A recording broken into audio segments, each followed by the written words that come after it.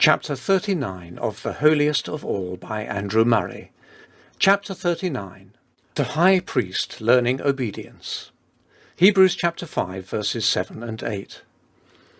Who in the days of his flesh, having offered up prayers and supplications with strong crying and tears unto him that was able to save him out of death, and having been heard for his godly fear, though he was a son, yet learned obedience by the things which he suffered.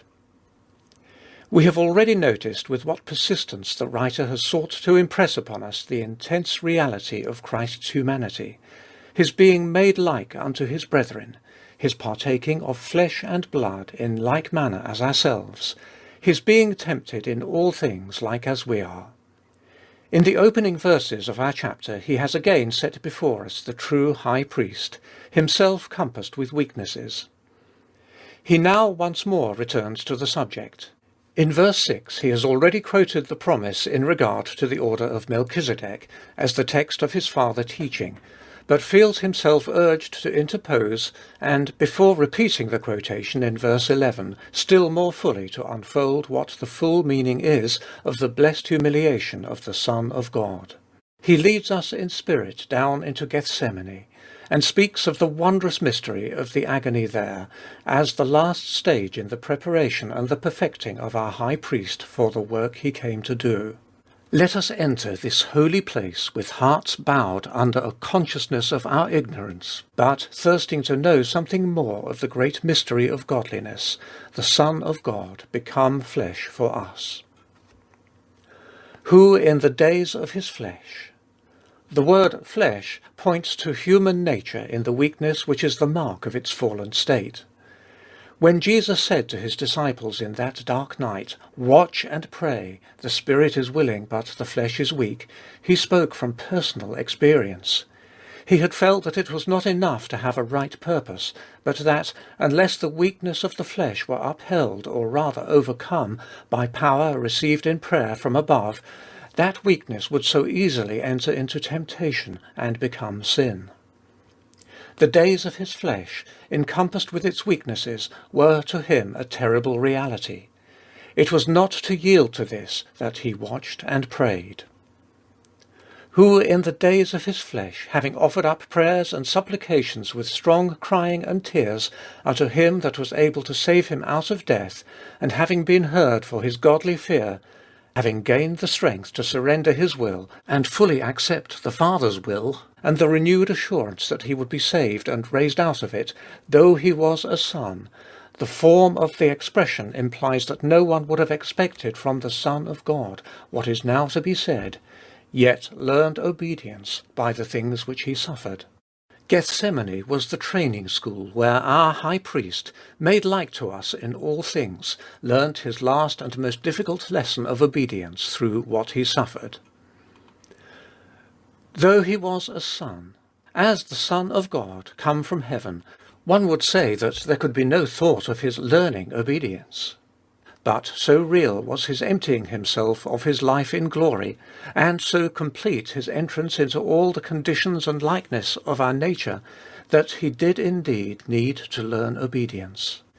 This is of the very essence of the life of a reasonable creature, of man, that the life and the will he has received from God cannot be developed without the exercise of a self-determining power, without the voluntary giving up to God in all that he asks, even where it appears a sacrifice. The creature can only attain his perfection under a law of growth, of trial, and of development, in the overcoming of what is contrary to God's will, and the assimilating of what that will reveals.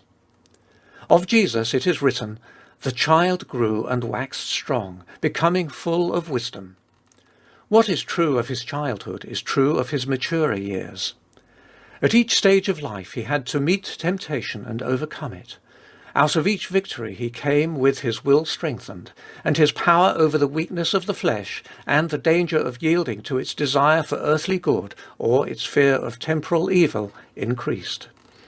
In Gethsemane his trial and his obedience reached their consummation.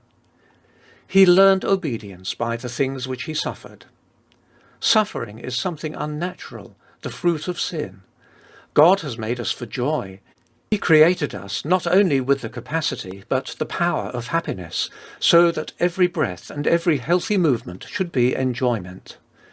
It is natural to us, it was so to the Son of God, to fear and flee suffering.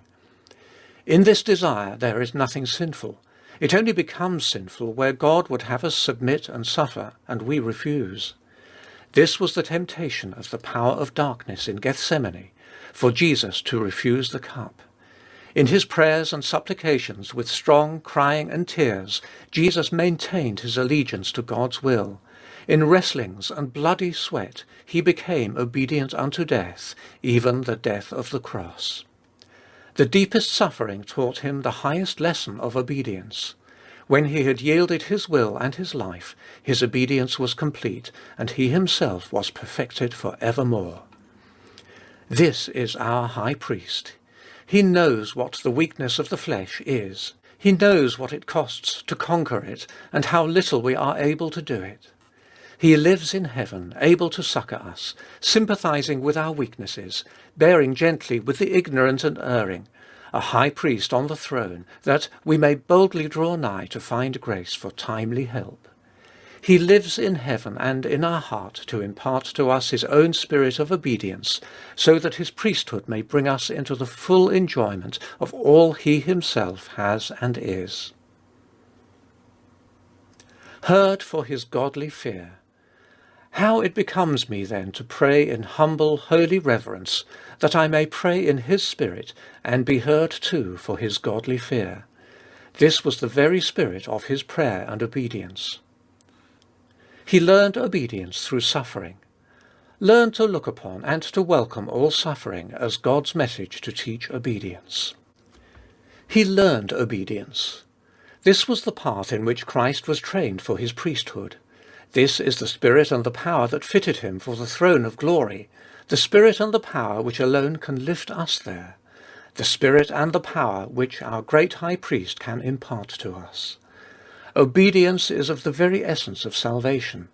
Whether we look at Christ being perfected personally, or at the merit that gave his death its value and saving power, or at the work wrought in us, obedience, the entrance into the will of God, is the very essence of salvation. He learned obedience. Jesus was obedience embodied, obedience incarnate. I have only as much of Jesus in me as I have of the spirit of obedience.